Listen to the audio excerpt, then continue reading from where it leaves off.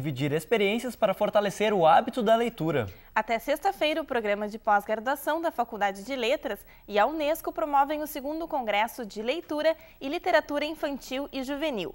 É o primeiro Fórum Latino-Americano de pesquisadores da área. Então, tem sempre discussão, os programas de fomento à leitura incluindo, porque a gente entende que a biblioteca pública é um instrumento, nova opção, e não só para não sair da biblioteca.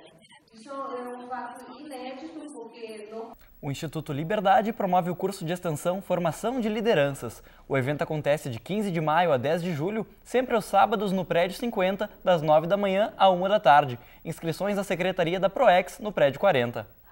Economia solidária é um jeito diferente de produzir, vender, comprar e trocar o que é preciso para viver. Ela também é uma alternativa para as taxas de juros dos bancos tradicionais. Saiba mais no quadro No Estúdio de hoje.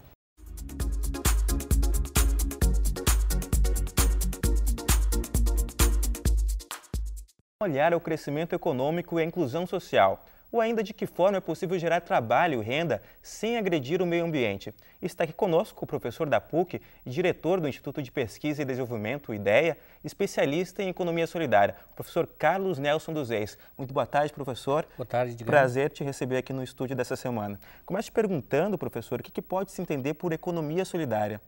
Olha, economia solidária em realidade não é nada muito novo, não. Tá? Se nós olharmos alguma coisa em termos do século XVI, nós já iríamos encontrar experiências desse tipo que está bem localizada na nascência do cooperativismo. Né?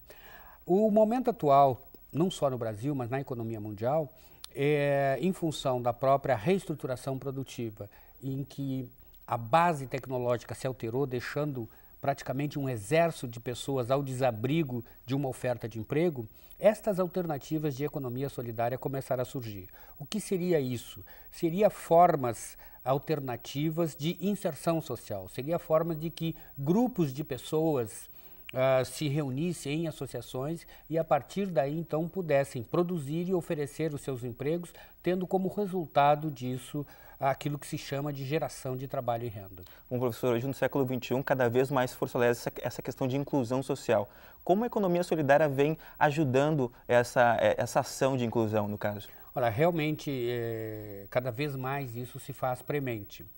Eu, particularmente, pelos estudos que já tenho feito, eu sou um otimista no que refere à economia solidária, como uma forma de geração de trabalho e renda, mas ao mesmo tempo sou um pessimista no que refere à economia solidária como um instrumento de inclusão social propriamente dita. Inclusão social no sentido de transformação social.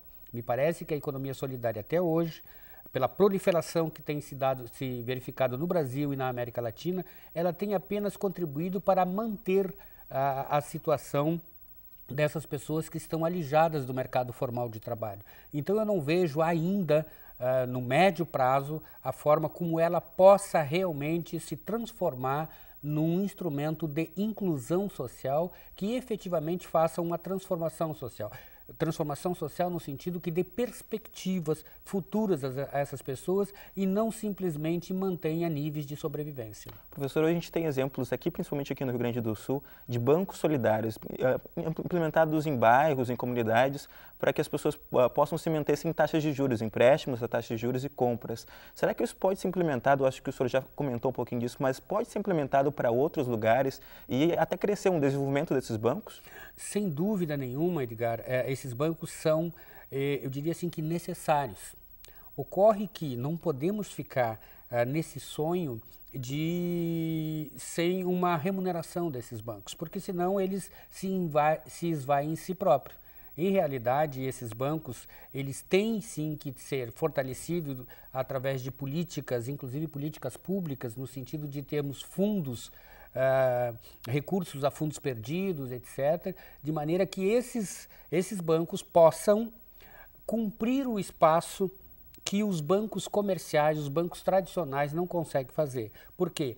As exigências dos bancos tradicionais não têm como ser supridas por esses agentes das economias solidárias, porque eles não têm como atender esses requisitos, não têm patrimônio para poder dar como garantia para poder tomar emprestado esses recursos. Ou seja, eles representam um risco de inadimplência muito grande para os bancos tradicionais. Então, nesse sentido, a taxa de juro para emprestar a esses agentes dentro da economia solidária é muito alta. Então, nesse sentido, os bancos solidários são e seriam, sem dúvida nenhuma, uma alternativa muito importante. Agora, repito novamente, não vamos cair no sonho do juro zero.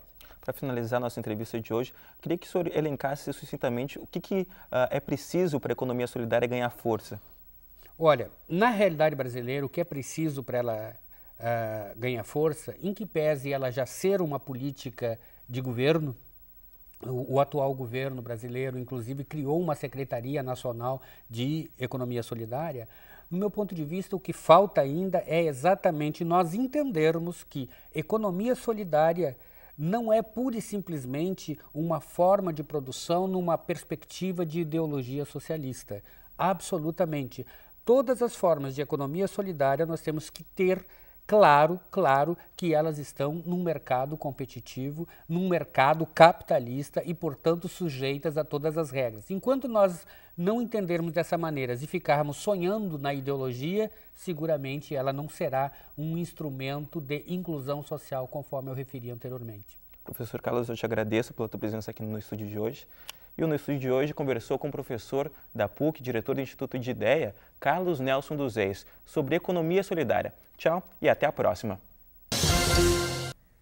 Confira agora o que os alunos da Faculdade de Jornalismo prepararam para o TV Foca dessa semana. Olá, Liane! Olá, Ricardo!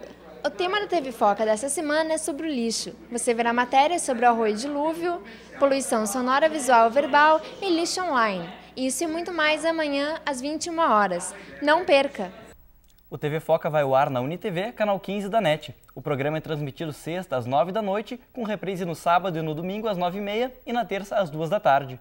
O Diário do Campus fica por aqui. E amanhã você confere uma reportagem especial sobre as atividades realizadas no SESMAR, o Centro Social Marista. Tchau e até lá! Tchau e até mais!